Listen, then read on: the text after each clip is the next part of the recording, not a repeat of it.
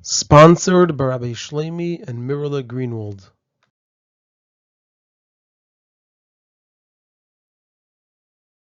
This is a Sicha from Likutei Sichos, Chelek Gimmel, Parshas Pinchas Sicha Beis, and the topic of the Sicha is that in this week's Parsha we learned the pasuk of Vayakrav Moshe es Mishpatim L'fnei Hashem by the story of the Bnei Slavchad, and we learned the Rashi on it. And there are three parts in the Sicha. The Rebbe will, number one, ask 5 questions on Rashi. Number 2, answer the 5 questions through understanding what's really bothering Rashi, because once we understand what's really bothering Rashi, then we'll understand everything that Rashi says and why he says what he says. And number 3, present from the inyanim muflayim that are hinted to in Rashi.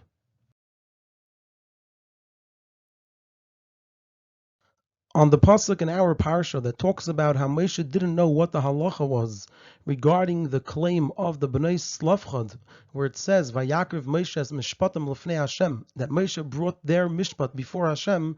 So Rashi quotes the words Vayakrav Moshe es mishpatan, that Moshe brought their mishpat, and he explains as follows: Nis'alma halacha mimenu, the halacha was concealed, it became hidden from Moshe. V'kan nifra, and here Moshe was punished al shenotol Torah loymar, that he took a crown, he crowned himself to say va'davar shayikshemikem takruvin elai, and the matter that's difficult for you, you should bring to me. So this was a punishment to Moshe. Davar acher, another explanation, ru'uya hoisa parsha zuli kosav al yedei Moshe. Really, it was proper and correct for this parsha to be written through Moshe. It's just that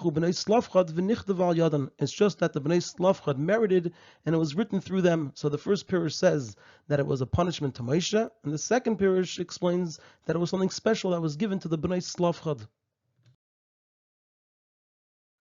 And there are 5 questions here. The first question is, we find a number of times in the Torah that Moshe was in doubt about a certain halacha, and Rashi doesn't explain that nis'alma halacha mimenu, that the halacha was concealed from him. So we see that Rashi holds that it's possible that Moshe didn't yet hear a certain halacha from Hashem, and therefore there's no difficulty that he didn't know of it.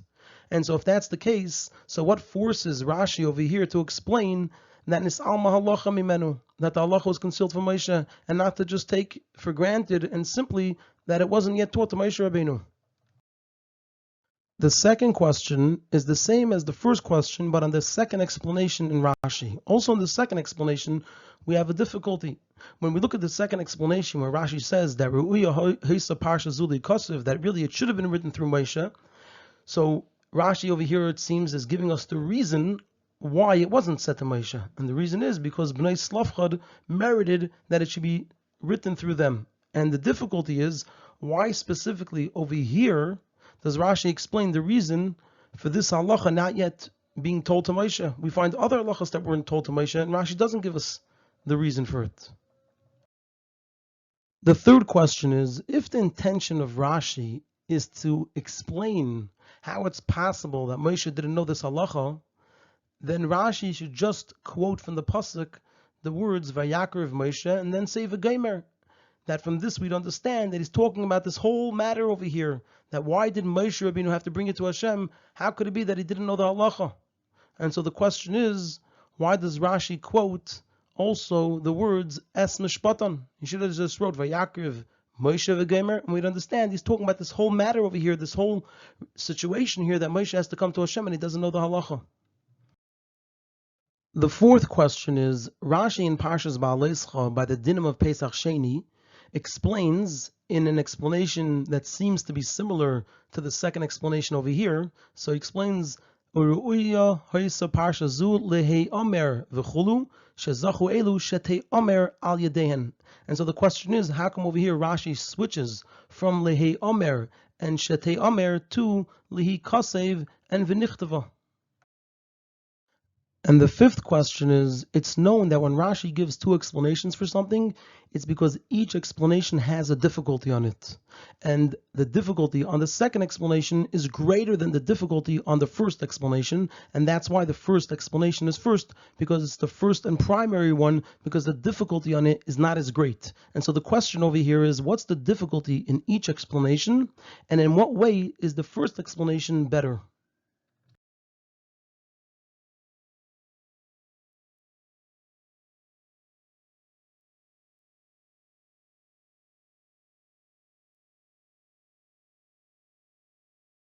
So now we're going to move straight into the answer, and we're going to begin by presenting the main point of the answer, which is to understand what's really bothering Rashi over here in the pasuk, and we're also going to answer questions number 1 and number 3. So the explanation of all of this is as follows. There's nothing difficult about Moshe being in doubt about a certain halacha, because like we said, we can say that Moshe didn't yet hear it from Hashem, and it's even though it was at the end of the 40 years that they were in the Midbar.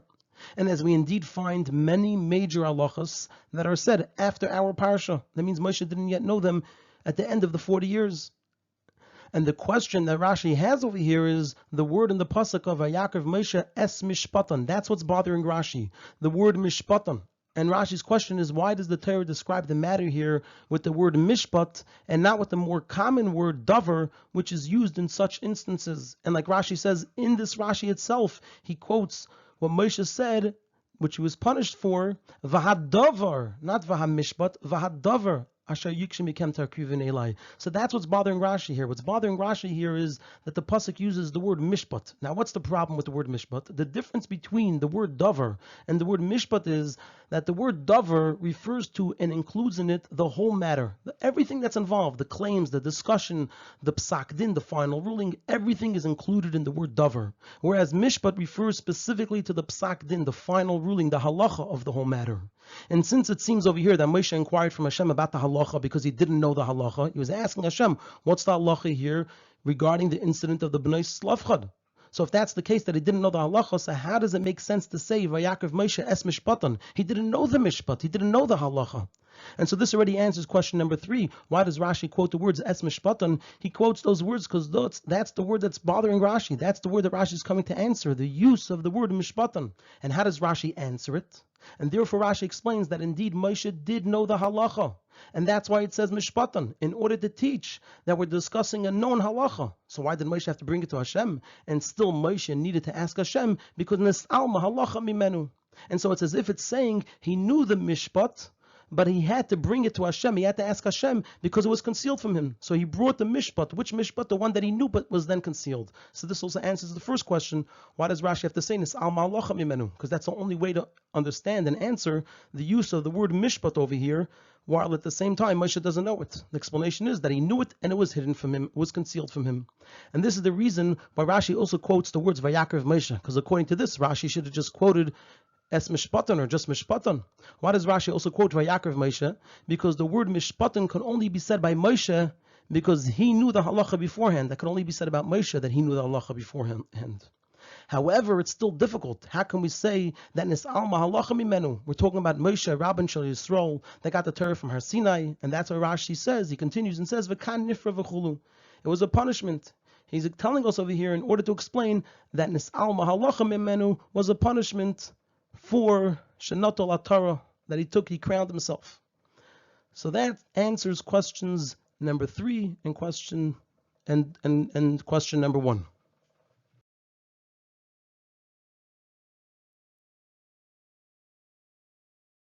Now we're going to move on to answer questions 2, 4, and 5. However, according to this first explanation in Rashi, it's difficult. The difficulty is Moshe said "Vadavar shayikshim ikem takrivin elai" in the first year after leaving Mitzrayim, and the whole story and the claim of the Bnei Slavchad was in the 40th year after leaving Mitzrayim. And so the question is, how can it be that Hashem waited 39 years and Hashem didn't arrange to somehow correct the matter right away? And especially since through the delay, the Yidden can mistakenly think that it was right that Moshe natal Torah, since they heard it from Moshe Rabbeinu himself. And therefore, because of this difficulty, Rashi explains davar acher ruhuya isa v'chulu, meaning that this is a different explanation for why nis'al mahalacha mimenu. It's not a whole other explanation. We're still accepting the beginning of the first answer, which is nis'al mahalacha mimenu. We're just giving different explanation for why nis'al mahalacha mimenu. That it's not because it was a punishment to Moshe Rabbeinu, because then we have a difficulty with it, but rather there's a different reason for it. Why are we saying that Rashi still accepts the idea of nis'al mahalacha mimenu also in the second answer? Why is it still agreeing with the first answer that nis'al mahalacha mimenu? For 2 reasons. Number 1, because there's no difficulty with it, with the idea of nis'al mahalacha mimenu. The difficulty was with the reason that it was to punish Moshe Rabbeinu for something that happened so much earlier, and number two, because it says in the pasuk Mishpatan, and like we said earlier, that Mishpatan indicates that he knew the halacha and it was hidden from him. And what's the second explanation? That it wasn't because Kan Nifra v'chulu wasn't a punishment, but to the contrary. Really, really, it should have been, it's appropriate, it was right, it was correct that it should have been written through Moshe. So it's because the Bnei Slavchad merited and therefore was written to them. So that answers to us the second question. We said there's the same question for the second explanation. The second explanation is not a whole new explanation. It's just an explanation for one detail, which is why Nis'al Mahalacha Mimenu. So the second question is not really answered as much as the second question completely disappears, because the second explanation in Rashi is just another reason for why Nis'al Mahalacha Mimenu. And we already explained what compels Rashi. We already answered the first question. What forces Rashi to explain of Nis'al Mahalacha Mimenu? We said that was the word Mishpatan. And now let's continue. And according to both explanations, Rashi purposely says Li Kasav and Nichtava, because only the writing of this parsha and halacha in the Torah was through the Sichos of the Bnei Slavchad. But the saying of the halacha by Hashem didn't come through the Bnei Slavchad, because Hashem already told it to Moshe. And it was just that Nis'alma Mimenu, either as a punishment or in order that it should be written through the Bnei Slavchad. So we're not going to say Leha and Shetei Amer, because it wasn't said by the Bnei Slavchad. It was said by Moshe. It was just that it was forgotten, and it was written through the Bnei Slavchad. So that answers the fourth question. And now we're going to answer the fifth question. We already answered part of it by saying what the difficulty in the first answer is. Now we have to explain what's the difficulty with the second answer and why it's a greater difficulty than the difficulty in the first answer. And that's why the first answer is brought as the first and primary answer. However, according to this explanation, it's difficult. Should Moshe lose out that Nis'al Mahalacha Mimenu for the Sichos of the Bnei Slavchad? Is that right, that Moshe should lose so that the Bnei Slavchad could benefit?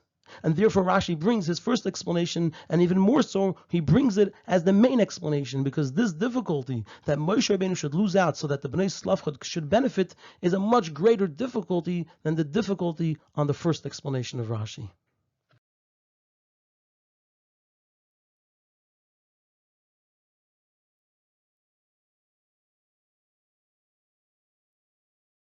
Now we're going to move on to the inyanim of flame that are hinted to in this Rashi. These words, Nis'al Mahalacha from Moshe, are also said at the end of the previous Parsha, Parshas Balak. And over there it's said in regards to the story of Zimri. And we have to understand why in these two specific instances was Nis'al Mahalacha Mimenu. And the explanation according to Halacha, and this explanation will sweeten the explanation of the Pshat.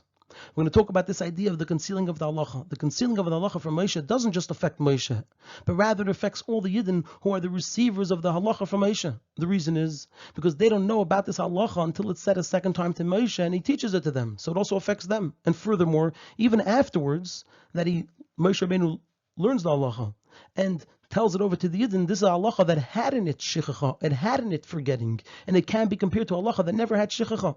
Like Chazal say, Migmar ba'tikta kasha mechadata. To learn something old, which a person forgot, is more difficult than learning something entirely new. And so it's understood that the concealing of the halacha is a deficiency in the transmission of the halacha from Moshe to the Yidden.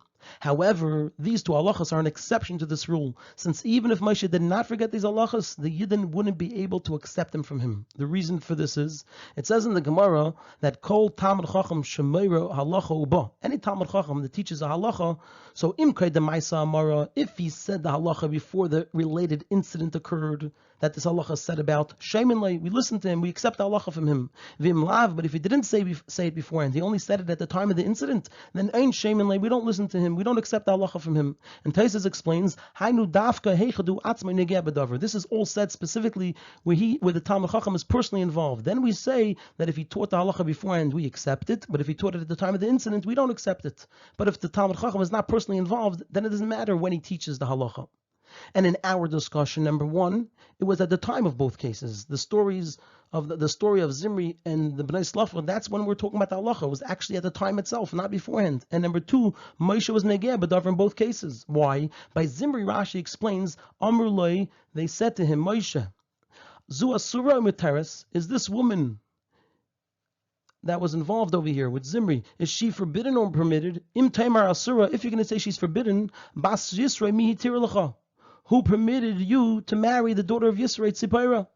And so with these words, they made Moshe a negeh b'davar. They made him personally involved. And so we can say that he is not trusted about the halacha.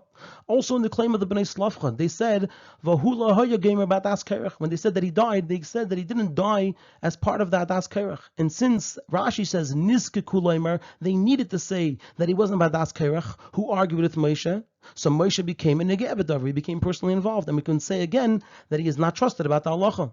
And so the Nis'alma halacha and these two instances didn't cause any loss in the Kabbalah of these halachas, because even if Moshe didn't forget them, they wouldn't be able to accept them from him, because he was an negeh b'davar.